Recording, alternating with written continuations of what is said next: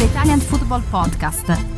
Hello everybody and welcome to the Italian Football Podcast, the official podcast of Football Italia. I'm Carlo Garganese, joined as always by Nima Tavali.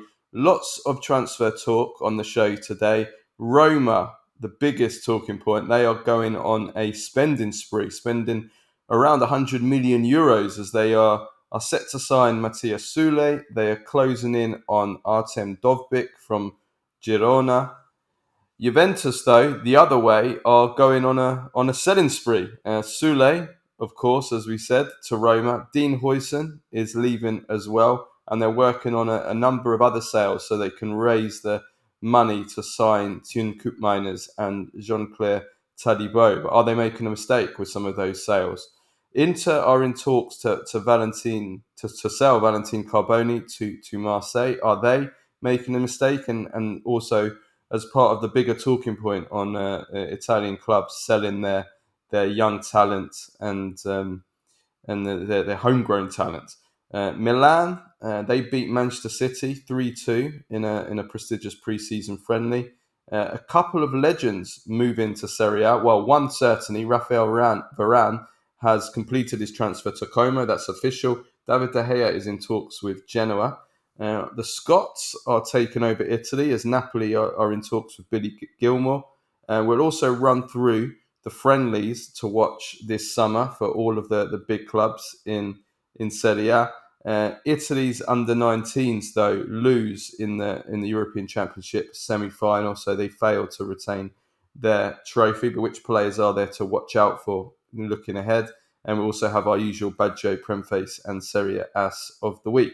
For all our first-time listeners, this is our free weekly episode that we do every Monday, reviewing the weekend Serie A action, all the biggest talking points in Italian football. If you want to support the Italian Football Podcast and receive all of our content that we do throughout the week, including a weekly Q&A episode every Tuesday, where we answer all of the questions from our patrons, plus the weekly Thursday midweek review show, plus interviews, post-match reaction, and much, much more, then go to patreon.com/TIFP and become a subscriber for just $2.99 a month, plus VAT. You can also now sign up to be a paid subscriber on Spotify. It's the same price and same terms. We'll provide a link in the description. And for all of you that do listen on Spotify, Apple and iTunes podcasts, we'd really appreciate if you give us a 5-star rating, give us a follow and a like. We're on YouTube as well. Give us a subscribe there. It really helps us to grow and do more quality content for you guys.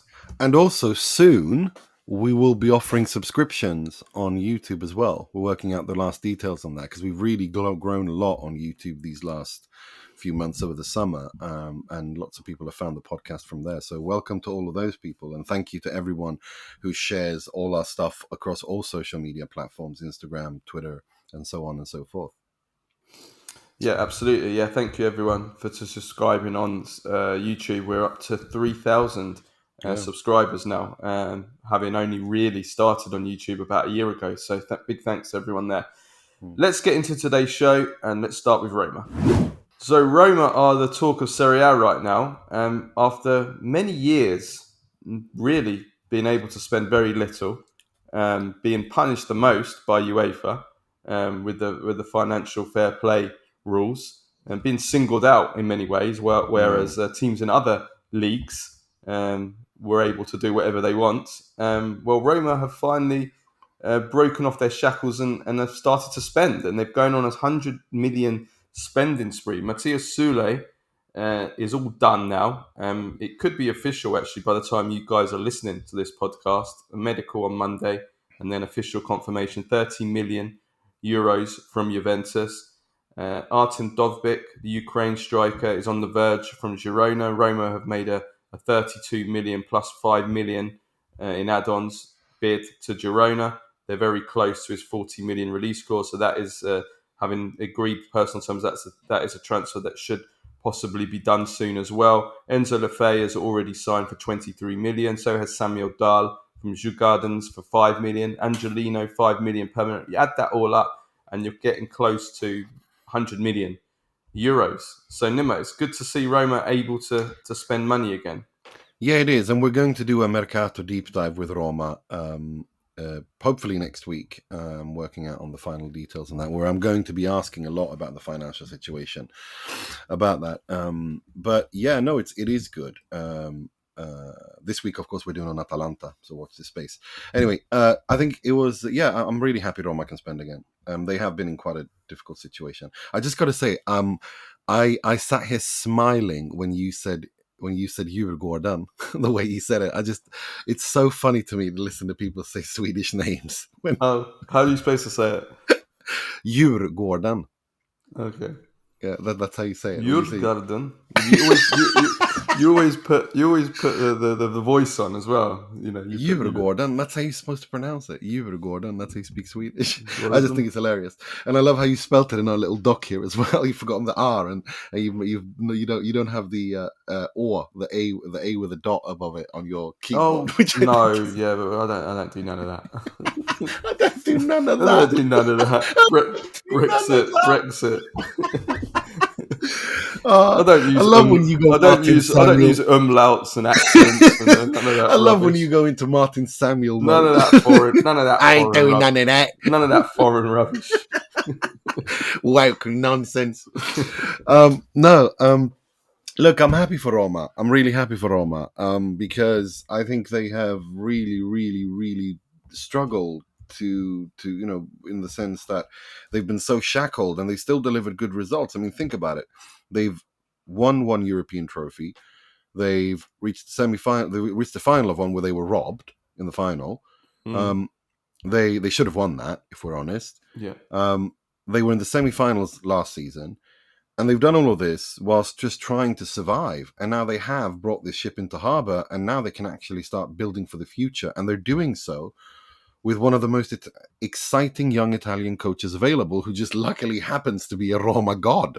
I mean, it's really, really looking good for Roma. If everything has been negative during pre-season at Lazio, things have been very positive at Roma this summer. And I have to be honest, I think every single player they've sold and every single player they've signed has been absolutely spot on. Belotti. I mean, I liked Aouar in France, but he wasn't making anyone happy in Rome. Between them, they brought in something like 16 million between Belotti and Aouar, and they're going to get more from Calafiori as well because he's a Roma youth team player.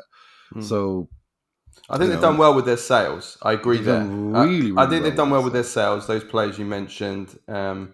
And they saved a lot on salaries, which is always important. People forget about that. That is just as important, saving on salaries, as it is making transfer fees on players, because the way that the accounts are done, it's always, the transfer fees are always divided over the course of the contract. Whereas the wages are, it's your annual salary goes on the books each year. So it's very, very important. And they've got quite a few, reasonably big earners. I mean, Lukaku obviously went back. He was on 7 million. Patricio and Spinazzola were on 3 million a year. Renato Sanchez, 3.6 million. He's been sent back. Llorente, 2.7 million. Christensen, 2 million. Aouar, 2 million. Belotti, I'm not sure what he was on. But, so they're saving a lot. And then they're trying to sell Tammy Abraham and Zalewski as well. So they've done well, and there was an article. You should also remember someone like Zalewski. He's an own, he came up through the youth ranks, and so that's a huge plus Valencia. Yeah, no, absolutely. I think they've done very well with the sales, and they've also, if you actually look at their accounts, there was an article on Football Italia on this last week that they've managed to, in their most recent financial accounts from the last year, they've managed to halve their losses. They're down to 115.5 million compared to 229.1 million the year before. That's according to figures from Calcio Mercato. So, that's great progress. That is, and not just that. The Friedkins are buying up all the stocks. I think they all bought all of the stocks to take the club off the stock market. As well to make them, to make it easier to run the club, rather than have this like fluctuating value. They've done that. They've invested a hell of a lot. I mean, the work that the Friedkins have done cannot be overstated in terms financially. Yeah. I mean, they inherited an absolute mess. But that's what American owners are good at, though. They are good with the financial side of things, aren't they? It's the sporting side where there's more question marks, isn't it? Yeah. Generally. No, but I actually think the sporting side has been good too. I mean, I have to say, I think the Friedkins have done a really good job with Roma so far. I mean, if Palotta was a disaster, let's remember he's American too, but he was a disaster. He left this club in an absolute state. I mean, if we leave all the nonsense of arguing with everyone under the sun and all the other things he did, he left the club in financial dire straits. The Friedkins have come in, spent a hell of a lot of money, cleaned that up, whilst also, to be honest, they finished 5th. They've won trophies. They've been in European finals. I can't think. Listen, time will tell with these signings. That the list I've gone through: Soulé, Dovbyk, Lefay, Dal, Angelino. Time will tell how they do it. I mean, looking at the signings, and I think considering they've spent 100 million, do I think that the money they've spent is going to get them in the top four? I feel like if you go on 100 million spending spree, you should really be expecting. But it's not net spent 100 million. No, it's not net spend. No, but if you spend 100 million on new players, I feel like in nowadays in Serie A nowadays, I feel like you should be almost guaranteed a top four, and I don't even have them, and still don't have them in the top four right now. Even with these signings, I mean, the big three obviously are above them, and then I think you've got Atalanta as well right now. So time will tell on these signings. I think what is interesting is from a tactical point of view, because we discussed this last week. And, we were questioning whether Dybala would be used as a false 9. I think that's obviously not going to be the case now. They bought Dovbyk. They bought a guaranteed number 9. He did brilliantly at Girona last season, scored a lot of goals for them. He was linked with lots of big clubs, so that's actually I think that's a smart signing. Possibly, I really think that's a smart signing. He didn't do very well in the Euros, though. He was bad. He was bad in the Euros. Yeah, but the Euros are whatever. I mean, I don't really like... We'll see. I mean, Ukrainians generally don't travel very well, except for Shevchenko, but then he did very well at Girona.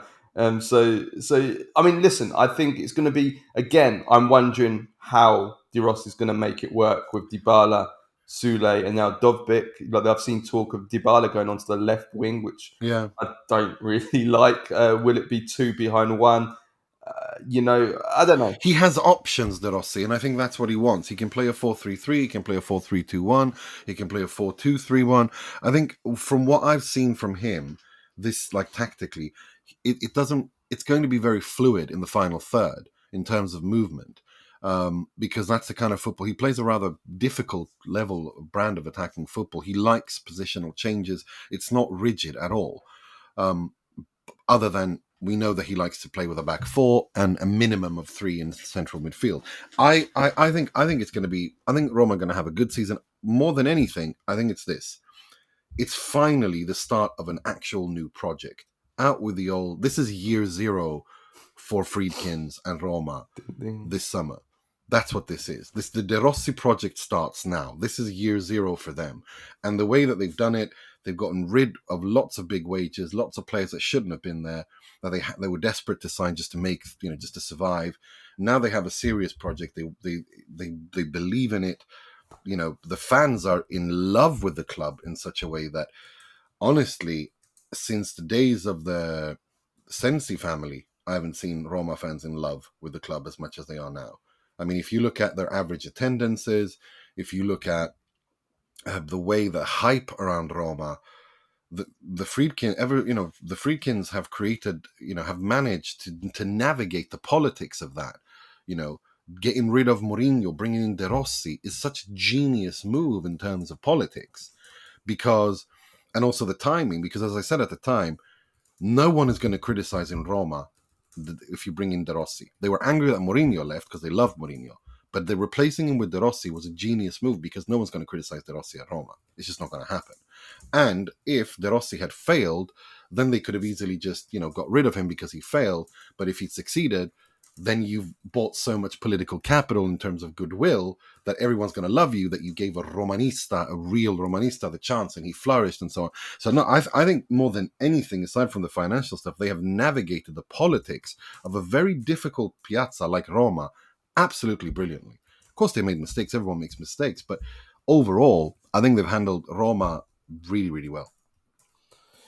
Yeah, no, I certainly agree. I certainly agree on the financial side of things, and you can't argue with the results in the in Europe, but not so good in Serie A, and that's what they. I think need they're going to finish fifth. That's what from they where need to. Yeah, that's what they need to try. And or we can improve. hope that they win, that they go far in Europe again. They can win another, Europa League or something. Well, yeah, absolutely. Yeah, that's the hope. Let's move on though to Juventus. Whereas, sorry, before we go, we have to mention this new stadium project that they've launched as well. Roma. Oh, go on, I'll let you do that. No. There's actual hope here this time around that that Roma can actually get this done. And they released. It's going to cost £1 billion. £1 billion euros, and it's going to begin in 2025. And it's going to be in the Pietralata district. And the mayor of Rome, Roberto Galtieri, Ryan Friedkin, and the CEO of the club, Lina Soluku, all met. And they're continuing to, inspect the Pietralata district. It's estimated to cost €1 billion and to be unveiled by 2027 when Roma turn 100 years old. And it's, they're also going to they're going to have somewhere of a capacity between 55,000 and 62,000 seats. 10,000 of these are going to belong to the Curva Sud. So it's going to, and that's going to be, that's going to be their that's going to be their stand. And it's being designed by Populous, who built Wembley and designed Wembley and Tottenham Stadium. And they're going to have a museum, fan shop, all of that, and a 17,000 square meter commercial area, investing in a part of the city that's been kind of long abandoned. And it's actually looking like it could happen because, they need, obviously all of Rome is essentially an excavation site because of the historical, nature of the place. But this could actually happen. So let's hope that no endangered snails or, I don't know, Roman baths are discovered in that area, because that's the thing that could set this thing, set this thing aside. But other than that, this could actually go through, and they've already secured the finances of it. No, I'm really, if this is American ownership, then the Americans really will save us, because this is really good. Like, the Friedkins are doing have done all the right things since taking over the club. Honestly, they have. And overall, if you put everything into a scale, and I'm really, really happy to see that this is going, because at the end of the, Roma, Napoli, Lazio, Inter, Milan, Juve, these are big piazza. These are fans. They have fans all over the world via heritage, right? Mm. And we need them to be strong. We need them to be modern. And I think what the Friedkins are doing are just showing that it's actually possible to do it. And they're doing it in a very difficult place. Like, again, Rome is crazy. Rome and Naples are crazy places. It's difficult to succeed and balance everything. And so far, God bless them. They've done really well. Yeah, well... I just hope one thing. I just hope that this prompts someone to buy Lazio from Lotito. That's what I want. I think Lotito, my thoughts on Lotito at Lazio. I think he's been very unfairly criticized. If you look at what he took over and what he's done, as we say in Swedish, he's been cooking soup on the head of a nail financially. He's had very little to work with, and he's made it really work well at Lazio. But it's time for him to leave. I would like to see someone come in, buy Lazio, and have a push Roma, so you have like that kind of a rivalry in the city, which already exists. But if they can breathe some life into the Lazio project and they get their own stadium, well, that would be great if some of our Italian teams can start getting stadiums. So all I'll say is I'm not holding my breath, because I've heard no, this. of course not. I've heard this so many times before, and I've watched Sabula. Everybody, if you know, What? If you watched it, so I've watched Sabula, and I know how everybody gets involved whenever it comes to building something, or real estate, or building a stadium, or building any kind of project involving land. Everybody gets involved. You get the mafia, you get the politicians, you get all the different gangs. you get the Vatican, you get everybody's involved. Jesus So Christ. just watch. What have you been watching? Watch Sabura. It's based on a true story. If you watch Sabura, you'll know exactly what I'm talking about. Ever since I've watched that, I've never had any hope in any new stadiums getting built in Subura Italy. that's like ancient Rome in 3 AD. No, Sabura. It's a film and a TV series. It's based in Rome. You have to watch Yeah, I it. know. It's an area of Rome that was built in ancient Rome, Subura. Hmm. So I need to watch. I need to know what you've been watching. This is a classic. It's one of the. It's better than Gomorrah, which you probably have seen. Yeah, it's better. I've read the book. I haven't seen the films of Gomorrah. I've read the book. Yeah. It's brilliant. It's absolutely brilliant. It's the one from you mean the one from 2015, right? There's two. There's a film, and then there's a series. They made it into a series after, and they're both brilliant. Yeah, cool. Yeah, I think I know this one. I think I've heard of it. I think it's from 2020. Yeah, it's in the last 10 years. The last 10 years or so. Yeah. Anyway, yeah, it's fantastic. This is brilliant. I love when Carlo. I love this. It's brilliant. Oh dear. Let's move on to Juventus. So while Roma are spending from one criminal organization to the other, boom! I walked into that one, didn't I? Sorry, I couldn't resist. I knew that was thinking. I knew that was coming as well. There's no way I could avoid it. Let's do it. So Juventus are going on a selling spree, and Soule, as we said, 26 million plus 4 million in add-ons plus a 10% sell-on fee seems to be what it is. Dean Huijsen also leaving to Bournemouth, 18 million plus a 10% sell-on fee. There's a couple of things I want to say from this. First of all, Soule, Juventus are underselling big time, which is unlike Giuntoli. Usually, he's very, very good at getting the real value, and he was trying to get 40 million initially, which already I think was on the low side. But Juventus have been pushed into a corner here where they literally cannot get this Koopmeiners deal done or Todibo. They can't get the police 2 players in that they need desperately unless they bring money in. And Soule and Huijsen are the only players that they can guarantee bringing in that money very, very quickly. So as a result, Giuntoli's done something which he very, very rarely does, and that is he's accepted under market value for Soule. 26 plus 2 million in guaranteed add-ons, and then another 2 million in harder to achieve add-ons. So really, you're talking at 28 million potentially. Obviously, there's a sell-on fee as well. So I think Roma have done an amazing deal here. Juventus have undersold. Huijsen, again, they wanted to get more for that. Huijsen is somebody who I'm not so sure how good he's going to be. Huijsen, a lot of other people talk very high on him. I know Mourinho thinks he's going to be a future world-class star, but I'm not. I haven't seen the fuss with Huijsen so far as some other people have. Soule, I think, is a wonderful talent for sure. So that's number one. That's my point number one. I think Juventus have undersold. But point number two is, and this is a wider point really, among, when we're talking about all Italian clubs here, including Milan, Inter, everyone really, the way that Juventus and other clubs sell their future just for financial gain.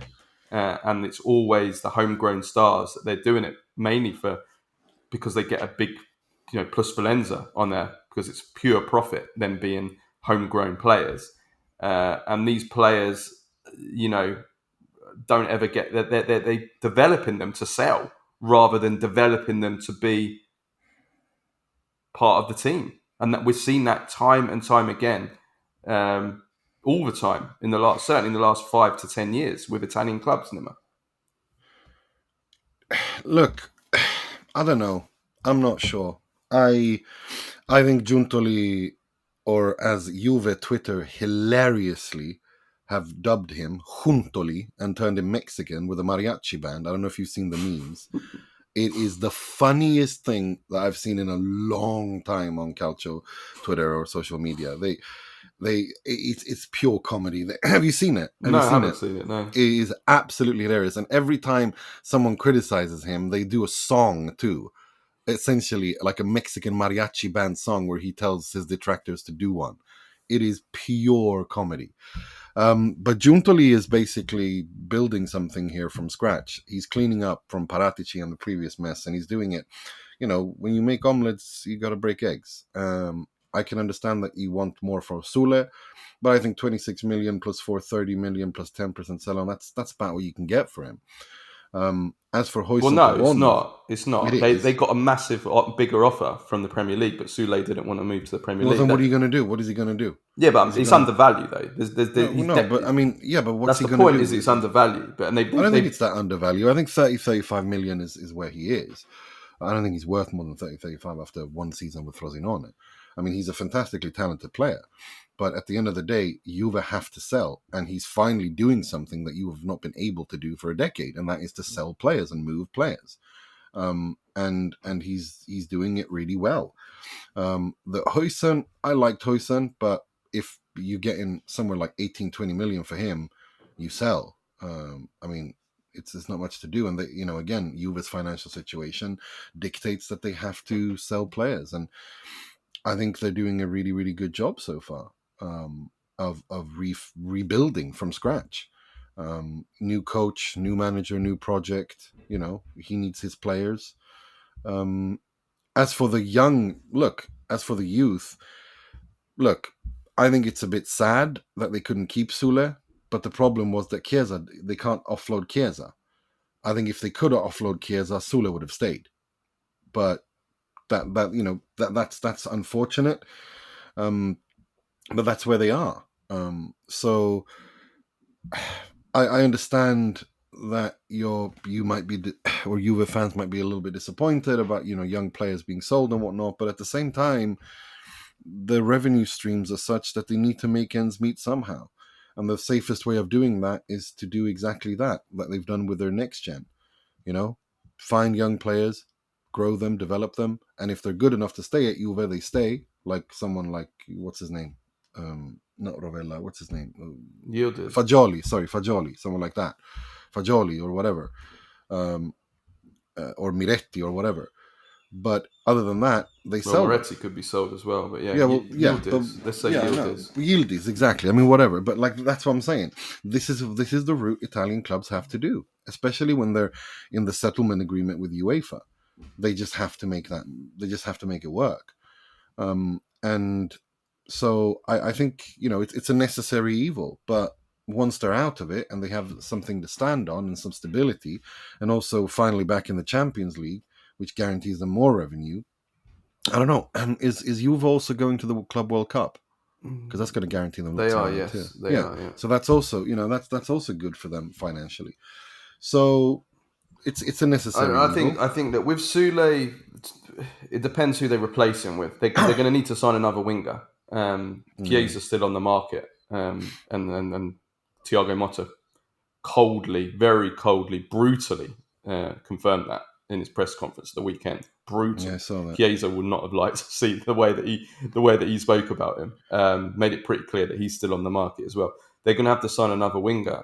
Depends who they sell him, who they replace him with, because I don't think there's too many wingers out there that are guaranteed to be better than what Soule is, or rather what Soule could become, without spending a lot of money, or spending more than the 30 million that you got for Soule. And that 30 million, I still think, can become 50 in a year, or in a couple of years, or 60 maybe.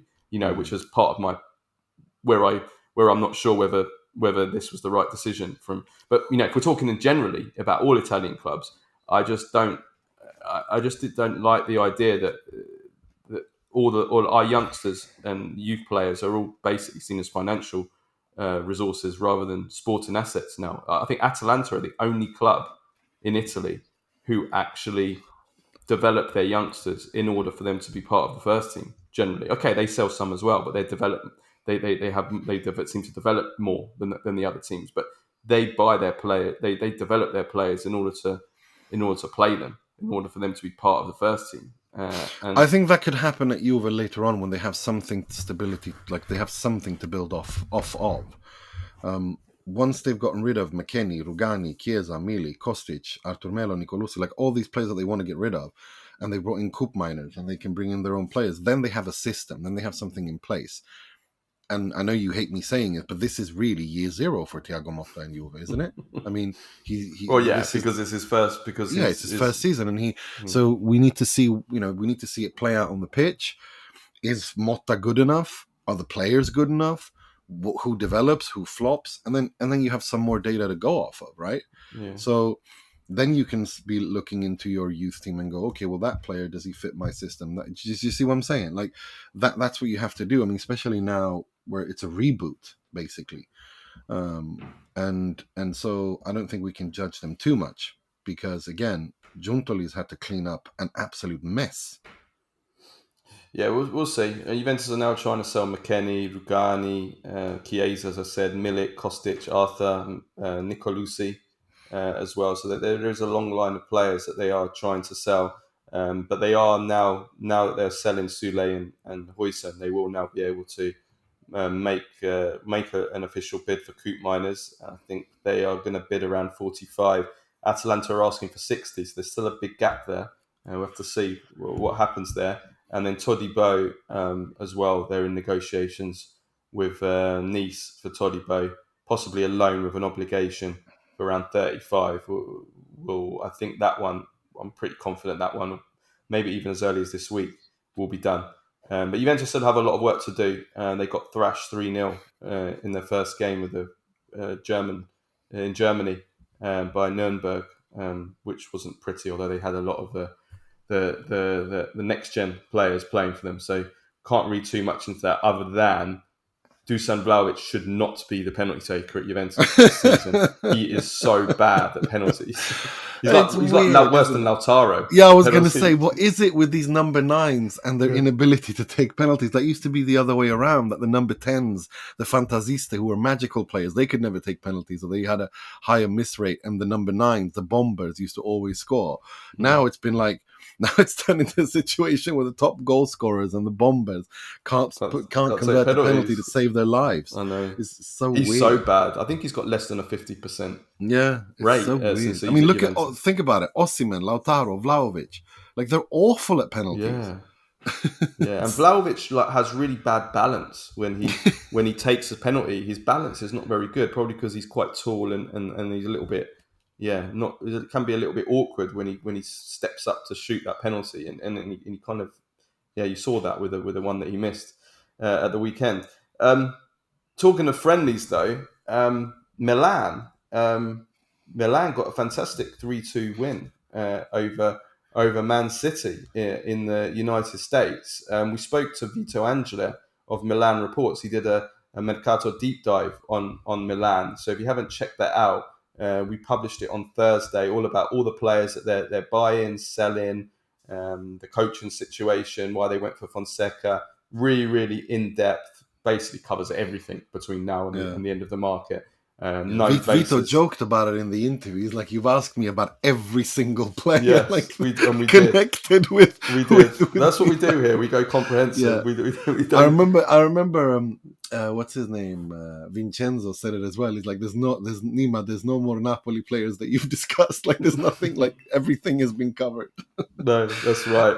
But actually, one of the players we didn't ask him about actually scored. So that was. I did ask him about that actually. Who, Marco Nasti? I asked him about Colombo, and he said that Milan didn't. Oh yeah. I'm talking about Marco Nasti. He scored the third goal for Milan. But yeah, Vito Angela was actually there at the game. But it was a good win for Milan, 3-2, and they played pretty well. They had quite a few youngsters playing.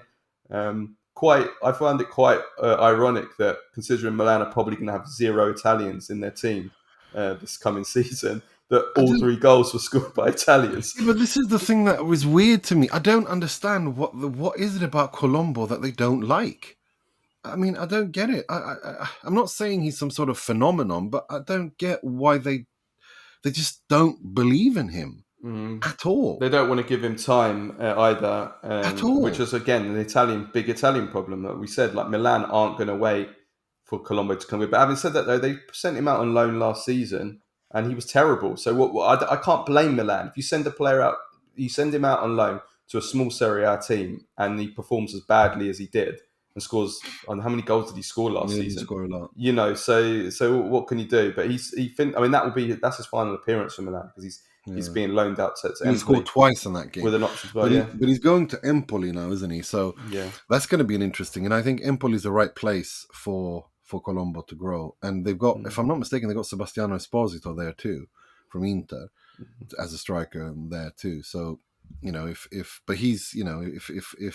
Empoli can make it work there for them. But Marco Nasti scored as well, and I think it was a good performance from Milan, considering they are behind City in their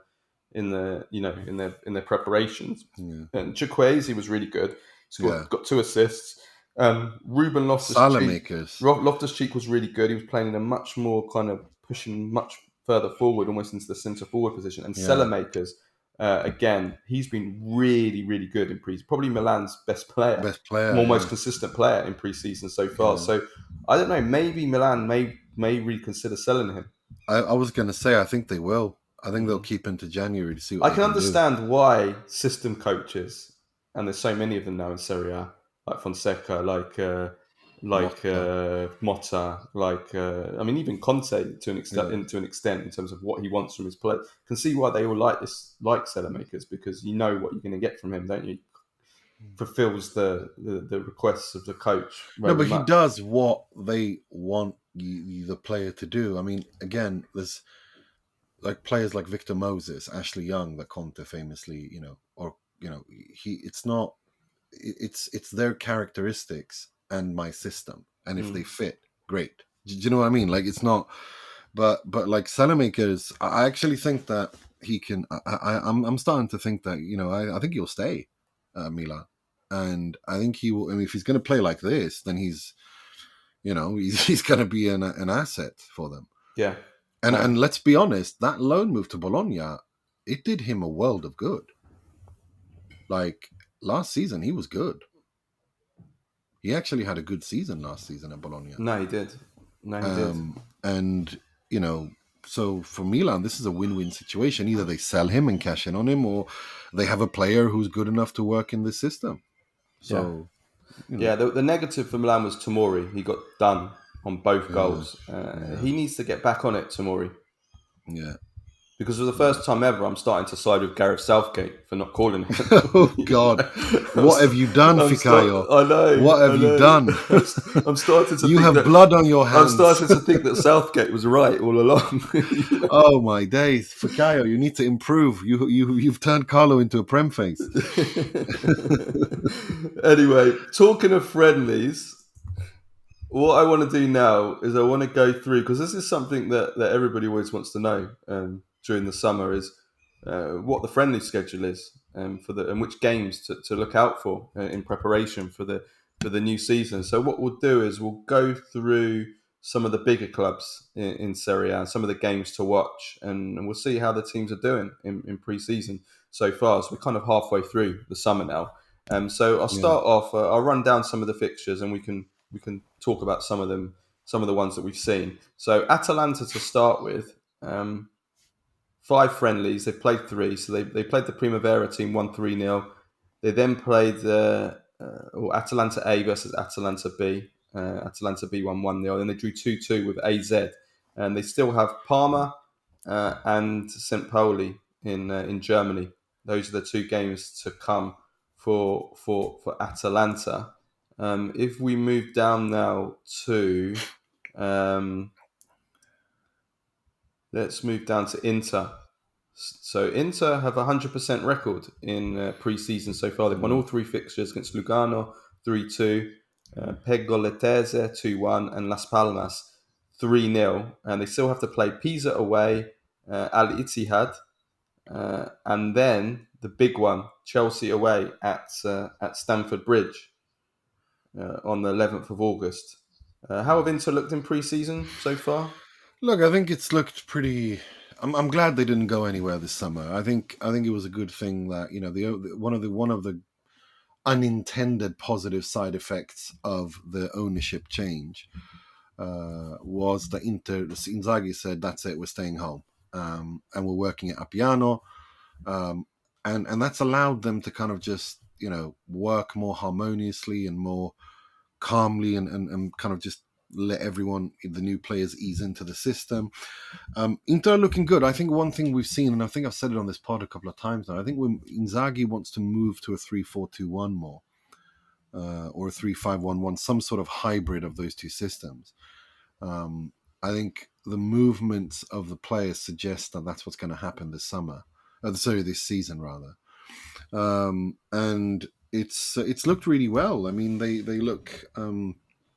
look good. I don't care that much about the preseason because I think that's more, that's their time. That's the team and the coach's time to prepare for the season. I don't really. I watched. Taremi's been good so far. Taremi's come prepared. He turned up to preseason already having begun his preseason, if you know what I mean. He's been very, very fresh, and he's impressed people a lot with his professionalism and with the level of how ready he was when he turned up.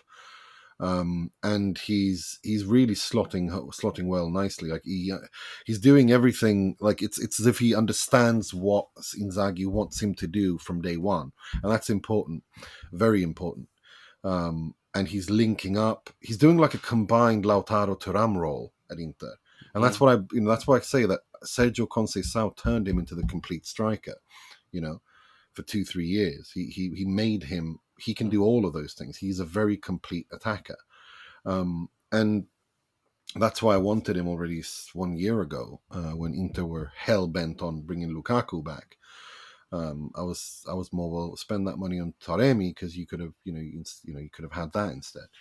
But now he's here a year later, and he's slotting in. He's like melted in really well. It seems he's gelled well. It looks good. He's the movement, the attacking phase looks good. But I mean, I don't make too much of it. For me, pre-seasons, I watch with one eye. For sure. He's slotting away those penalties. Inter getting lots of penalties. In pre-season. That's me getting back for you to call it. No. But listen, Inter don't have any penalty takers other than Hakan Çalhanoğlu. So will he be the penalty taker this season, or will it be Çalhanoğlu? I think it's going to be Çalhanoğlu, but Taremi is going to be the second one, like the secondary one, because he's a penalty taker, and God knows Inter need penalty takers. Because as we saw against Atletico Madrid, there is an abyss of quality. Yeah. Well, talking about Atletico Madrid, Juventus play Atletico Madrid in their final friendly of the of pre-season. They played their first one against Nuremberg, as I said, Bundesliga 2 team, and got thrashed 3-0. So they need to improve on that. They play Brest this coming week, and then they play the traditional game against the next gen. Which is open to the public, of course, and then they finish off against Atletico Madrid in Gothenburg, actually, Nima. We have to send you to that. What's the date again? the 11th of August. Okay. The 11th Does of it August. say where in Gothenburg? Ullevi. Ullevi, okay. Ullevi, yeah. I haven't seen anything. Okay. But that's good. Well, they're doing a good job at promoting it as usual. That's actually more on the local than them. I don't understand what the hell they're doing. Okay, I'll have to look into that. Yeah. So it's Juve Atletico Madrid 11th of August at 3. Yeah, because every year, basically, it's the Gothenburg Council. They try to, as form of making Gothenburg or promoting Gothenburg as a tourist city. They always get big friendly games there. They do. They had Manchester United, Barcelona. Only through when Ibra and Messi and them were there. When Ibra was at United and Messi was at Barcelona, like they always do that. They're very good at that. And Ullevi is a big traditional stadium. I mean, it's a huge. So yeah. Lazio have played 4 games so far. They beat Oronzo 23-0, Trapani 3-1. They drew 1-1 with Triestina, and then they beat Hansa Rostock 3-0. They've still got to play Frosinone, Southampton, and Leipzig in Germany at the Red Bull Arena. So Lazio doing okay so far. Milan played 2 friendlies so far. They drew 1-1 with Rapid Vienna, and then they won 3-2, as we said before, against Man City. 2 goals from Colombo and a goal from Nasti. I believe they're the only Italian team that have gone to the United States this Yeah, I summer. think so this summer. Yeah, Yeah, I think that they're the only ones. They have some big games, prestigious games. They're the team to watch certainly in this summer in terms of the big fixtures. They've got Real Madrid on the 1st of August in Chicago, and then Barcelona in Baltimore on the 6th of August. And they still don't have a time for that game. And then they play Monza. it's Baltimore, not Baltimore. What did I say? He said Baltimore. Balti. Are you hungry, Carlo? And I know it's lunchtime in an hour or so. But... and Monza on the 13th of August in the Trofeo Silvio Berlusconi. Happy birthday, by the way, to Adriano Galliani, who's no, he's not 40, he's 80. I was going to say, it was 40 years ago. Yeah. 80 years old, Galliani. That's mad, isn't it? Yeah. Absolutely mad. That's Milan. Napoli have played 2 friendlies so far, won both of them, 4-0 and 3-0. I don't actually know who that first team is. They played Onane Valdinon, no idea who they are. Mantova 3-0. And then they're playing Actually, they played, didn't they? This hasn't been updated. They played last night against KF Ignatia. I've no idea who they are. They won. I know they won, and Kvaratskhelia was on form. And they played Brest and they played Girona as their last 2 games. So Napoli 100% record so far, which is good. Roma have played 3 fixtures so far. They beat Latina 6-1. They drew 1-1 with Kosice, and they lost 1-0 to Toulouse. And they still have to play Olympiacos. And then they come to England. They play Coventry, and then they play Everton away in Liverpool in Goodison Park. So Roma got some interesting matches coming up. That's that. So those are the fixtures to watch out for among the big teams this pre-season. Serie A begins on the 17th of August. The first games of the season are Genoa, Inter, and Parma, Fiorentina. Talking of Genoa, though, David De Gea is in talks for a shock free transfer to Genoa. I'm not sure whether this will come off. We'll see, but he's been offered a contract to 2026. He would be a replacement, of course, to Martinez, who joined Inter. We'll see. We'll see if this happens. 1 year out of the game, but with Raphael Varane officially joining Como this on Sunday, this would be 2 legends, 2 Man United, former Man United stars joining, moving to Serie A. What do you make of all of this, Nima? I like. Look, I think David De Gea coming in to replace Martinez is good for Genoa in the sense that he brings some experience and they need he's a similar profile kind of goalkeeper, but he's been out of the game for a year, so it's not it's again what we talk about. Same thing. I mean, Raphael Varane, I think the world of him. That, but I think it kind of depresses me that if young Italian players can't even get a shot at Genoa and Como, you know what I mean? Mm. That's what I find so sad. That if young Italian players can't even get a shot at Como and Genoa, that's a problem. That's for me, that's a bigger problem than demanding that Juve, Inter, Milan, who have to compete on 4 or 5 fronts every season, start playing young Italian players. I think that's a little bit unreasonable. But this is where these are the clubs they should be playing for. These are the clubs they should get a starting, they should be able to compete for a starting spot in. Now, that's one aspect of it. The other aspect of it, Varane, De Gea coming in is great. These are 2 big players, big name players, and it's they come to the Serie A to enjoy, to enjoy one last hurrah before they retire or something is nice for the league. It brings more eyeballs to the league. Varane is a fantastic player when he was at his best. I mean, he was just how many years ago was he at Real Madrid? Like 3 years ago, 4 years ago. So, he's one of the most decorated central defenders in terms of trophies won and important trophies won ever. So it's great for Como. I think it's nice of them to be able to pull this off. I think he will provide some, of course, stability for them.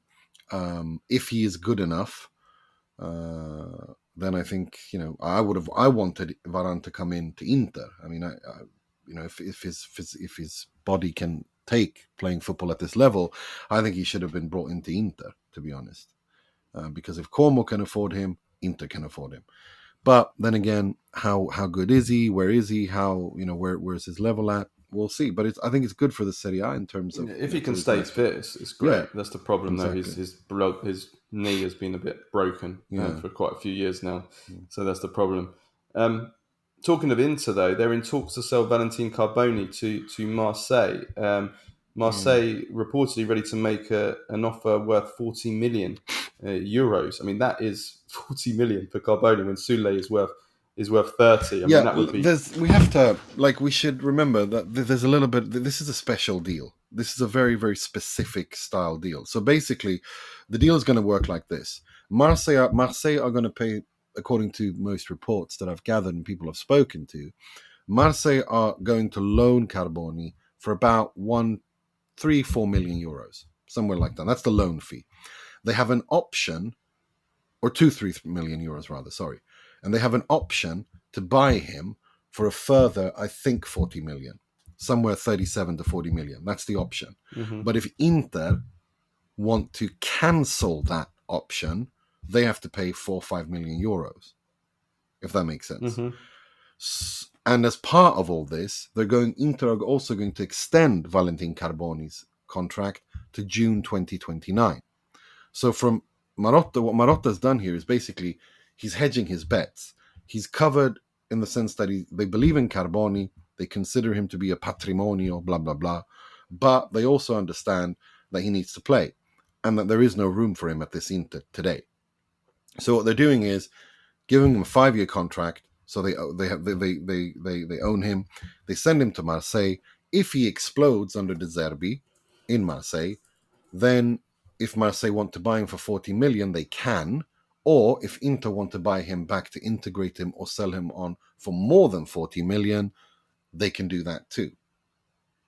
Does that so for me, this is a very specific style deal that they've done. And I think it's one that benefits Carboni because he goes to Marseille, he'll be coached by one of the more exciting coaches in all of Europe that is very good at developing young attacking talent. He will get first team football. He will, he'll play in a league where, if you explode in the French league as a youngster, then the big dragons of Europe will be watching. And it's good for Inter because Inter get to they control the asset, they cover themselves. And for Marseille, they get a very exciting player who just won the Copa America with Argentina and is very, very highly regarded as being the next big thing from Argentina. So it's a win-win deal for everybody here, to be honest. Yeah, no, I agree. I think from Inter's point of view, this is really, he's done a great job, Marotta. I do believe, I think we both agree on this, we've said it before, that I do believe that it shouldn't be permitted to have, I know this isn't strictly a buyback clause, but some kind of transfer deal being done where you're able to bring the player back. That shouldn't be allowed because it's too much in favour of the big teams in being able to retain, and that's one of the reasons why they got rid of the co-ownership arrangement. And I think the buyback clause is just another way of doing it. I mean, if you ask me, from Inter's point of view, it's fantastic because you can see that he's a great player. He's going to develop now, and then it gives them the power to bring him back. Probably when Inzaghi's no longer there, and they can use a formation that would suit him, like a 4-2-3-1, just for me, is probably the only system that maybe he can work in. But yeah, I do think that that's something that they need to look at with the rules, that this buyback clause, because I don't think it's not really fair on the smaller clubs, certainly the clubs that buy these players. And then, in fact, we've actually seen it being used against some of the big Italian clubs, certainly from teams like Real Madrid, where they've got put these buyback clauses in players like Brahim Diaz or Alvaro Morata before that, and I'm sure those players would have been kept otherwise. So I think it's too much, favours the bigger clubs too much, I think. Let's move on to Napoli. They're in negotiations to sign Billy Gilmour, the Scottish midfielder from Brighton. This is a deal that is expected to probably be done because Napoli have had a first bid of 9.5 million euros rejected. Brighton want 12, so there's not much of a gap. Napoli are about to make a new bid, so this is a deal I think will be done. Gilmour wants to make the move. He thinks Conte will develop him, and yeah, I'm kind of surprised at this, to be honest, because I look at him and a bit like Lobotka, he doesn't jump out at me as a Conte player. I like him. I really like him. The way he keeps the ball, he's very good controlling, very good in short passing game, very good in tight spaces. I'm not sure how much of a Conte player he is though, but yeah, it's interesting. But what I wanted to say is that the Scots are conquering Serie A right now. Yeah. I mean, the number of Scots coming to Serie A in recent years. I mean, we've had Shea Adams at moving to Torino on a free transfer, named after Che Guevara, by the way. Really? Kay I Adams. didn't know that. Yeah, named after Kay. Che Adams, then I guess we should call him. Yeah. Lewis Ferguson doing great at Bologna. Josh Doig at Sassuolo. Liam Henderson at Empoli, was at Palermo last season. Of course, Aaron Hickey started at Bologna before moving back to Premier League with Brentford. This really is the Scots really are conquering Serie A right now, aren't they? No, but I mean, I understand from the Serie A perspective and also from the Scottish perspective, because if you think about it, that the Scottish players, they don't they will work in the Premier League, right? It's not going to be a problem for them to work in the Premier League. But this way, if they go to one of Europe's top 5 leagues, they get the valuable experience in terms of playing in a competitive league. Some might even experience European football. They improve tactically, show off themselves, and then the Premier Leagues take notice, and then they can go back there. And do you see what I'm saying? So it's kind of good for everybody, to be honest. Yeah, I understand it. And Liam Henderson particularly was a player I was really impressed by. Josh Doig as well. I think he was really good at Hellas. Lewis Ferguson last season before the injury was brilliant. Aaron Hickey too at Bologna, really good before being sold back to Brentford. Back to the Premier League. So no, I think this is good for everybody involved. And it's one thing that we know about Scottish players, if we are to generalize somewhat, it's that they are hard workers. They never stop running, very much team first before, put the team's needs before themselves. They don't like the English. That's number one. That's a bonus. But seriously, like they don't have any problems, working out well in Bologna, in Serie A, and so I think it's also a kind of a financially it's good for the Italian clubs as well, because they know that if they buy a Scottish player and he does well, Premier League clubs will definitely buy them. And then they can get paid a lot for them. No, for sure. And following in the footsteps of some greats, former Scottish greats. I mean, Dennis Law. Shea Adams is actually only the second Scottish player ever to play for Torino, and the first being the legendary Dennis Law over 60 years ago. And of course, we had Joe Jordan, who played for Milan and Verona. Brilliant brilliant header of the ball, Jordan, and of course the great Graham Souness, who was part of that wonderful Sampdoria team with Mancini and Vialli and Viecowood in the mid-80s. What a player Souness was! One of the greatest centre midfielders and greatest hard men of the game there's ever been. So yeah, I don't think these Scots are on those levels, but certainly it's interesting to see how many Scots are moving to Serie A again. Just before we finish with Baggio, Premface and Serie Ass of the week, some bad news with Italy's under-19s. We were hopeful that they could have gone all the way and won the European Championships, retained the title that they won last year, but they lost 1-0 in the semi-finals on Thursday after extra time to Spain, who went on to win the tournament. Very, very frustrating. I watched the game. Italy were definitely the stronger team in this game. We were a better team. I believe we are a better team than Spain. But it was one of those games where we were struggling to create chances. Big chances were really at a premium. And the 90 minutes, there really wasn't any big chances, although Italy were in complete control of the game. And Spain virtually didn't even get into our half, but we just couldn't really create anything. Spain were comfortable.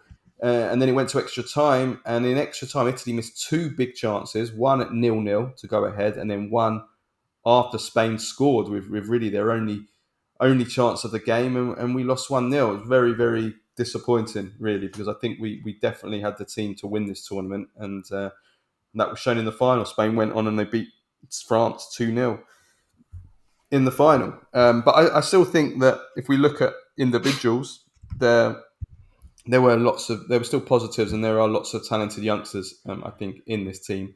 Fabio Chiarodia was the standout player for me, left centre-back for Italy, left centre-back for Mönchengladbach. Really, really, really, really good player on the ball, uses the ball, great in possession, great distribution.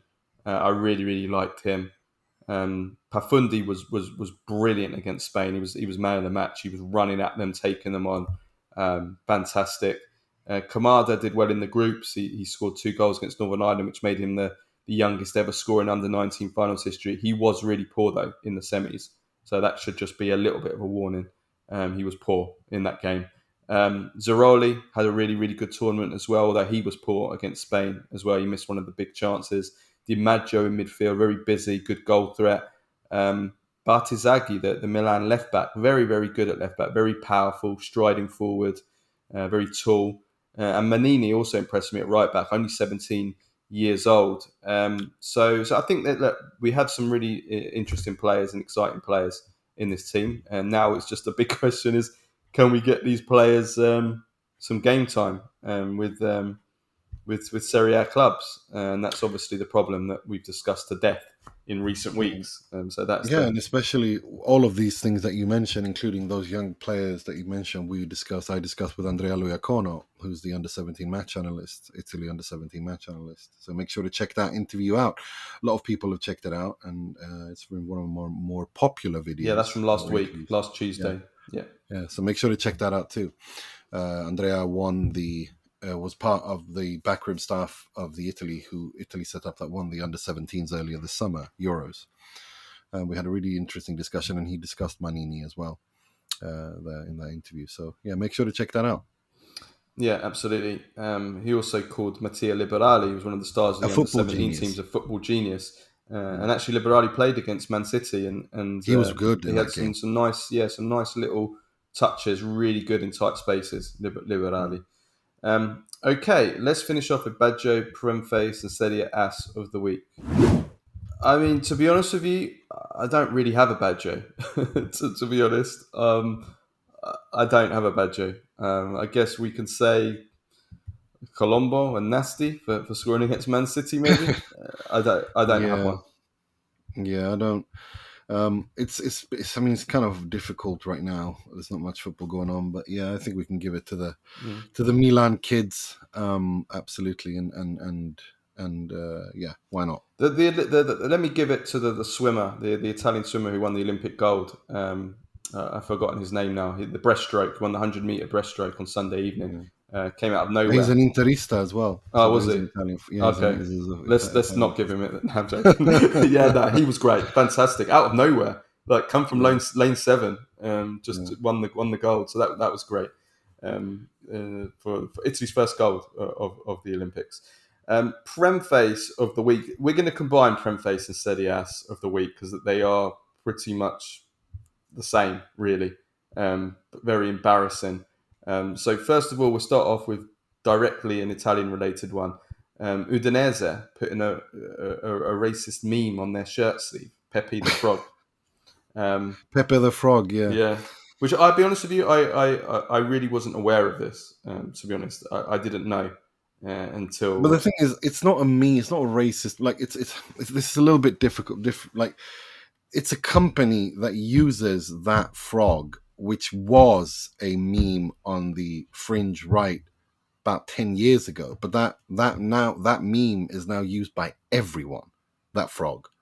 So, like, people use it on football Twitter, people use it all over the place. It's no longer just used. It's just part of internet meme culture now. Mm-hmm. And that's if I'm not mistaken, that's the company's, like, that's their coin, isn't it? Apu.com. Yeah, Apu.com. Yeah, that's So did that's, it deserve the criticism that it got? I don't know. I don't think so, because again, it's a product that this company uses, and again, that meme is no longer, like, things change, and most people don't even know about that, where it came from. To be honest, I mean, again, everyone uses it in all sorts, not just politics.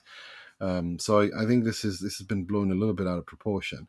But regardless, the fact that you've got some poorly drawn frog on your shirt sleeve, that to me is just, it's so ugly too. It looks like, remember these, like, MS Paint from, like, Windows, from the 90s. Like, Windows when you used to draw 95. with like when you used to draw with your mouse, like, that's how it looks. It's so ugly. It literally looks like a child did it. It's not a pretty image at all. And they've got it on the shirt now. Of course, I mean, it's the sponsor, and I don't think they had any idea. And again, not a lot of people don't know what it is, because that meme is now part of internet culture. To be honest, it's just Okay, meme well, culture. the other Serie Ass and Premface of the week is, well, I guess it's just the Olympics, full stop. But certainly this Argentina versus Morocco game. I mean, the That's insanity. mental. That is absolutely mental. What happened? Like, So what happened then? Argentina were losing 2-1. They thought they'd scored an equaliser 16 minutes into injury time. That resulted in a pitch invasion. The game got suspended, and then it resumed like over an hour later. And the goal got disallowed by VAR like an hour later, and they've had to play the last 3 minutes of the game. in an And empty Morocco won stadium. 2-1. Yeah. It's like, it's just such a joke. Like, I understand pitch invasion, you have to empty the pitch, you have to suspend the game, and then you have to empty the state. Like, but at least communicate that. That's the problem, is the lack of communication here. And then, the VAR did, disallowing the goal because it's offside. I mean, if it's offside, it's offside. It doesn't, that's just unfortunate, and that happened. For me, it's more an issue of lack of communication that they're so bad at. It's Serie A level of poor communication. They couldn't have, the game has been suspended due to pitch invasion. There's 3 minutes, like, there's still time left on the clock. We're going to empty the stadium due to security concerns. Did you see what I'm saying? Yeah. Instead, nobody knew what was going on, and they should have something in place to do that. They should be able to communicate that,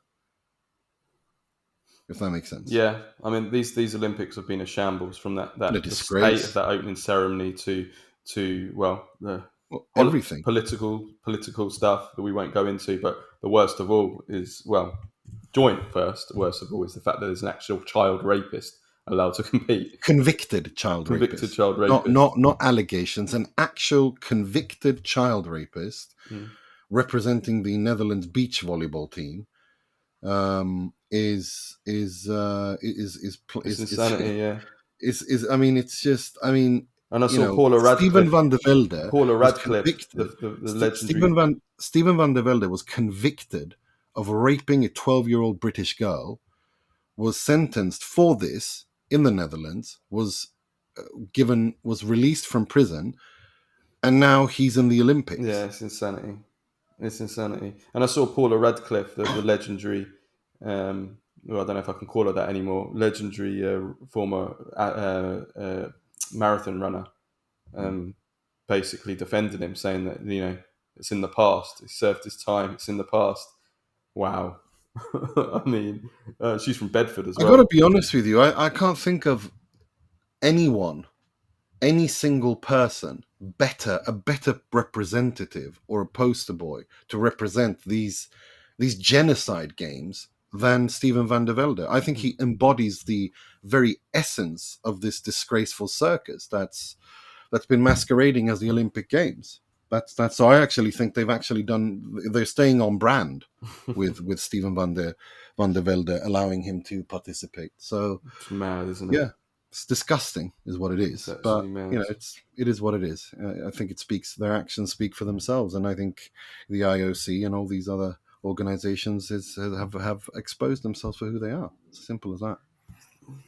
Yeah, There's not absolutely. really much more to Right. add to that. On that note, let's leave things. We'll be back for the Q&A, and also we will have a Mercato deep dive, which is planned to be Atalanta this week. So Yes. those are still to come this week. Okay, thank you Yes, everyone they for are, and I'm listening. really, really excited about that. It's one of the best Atalanta journalists out there. He's written books on Atalanta. He's from Bergamo, Fabio Gennari. I'm really, really thrilled. I'm really excited to do that. We'll be out either on Tuesday or Wednesday, and then, of course, the Q&A the day after or the day before. We're just working out the details here.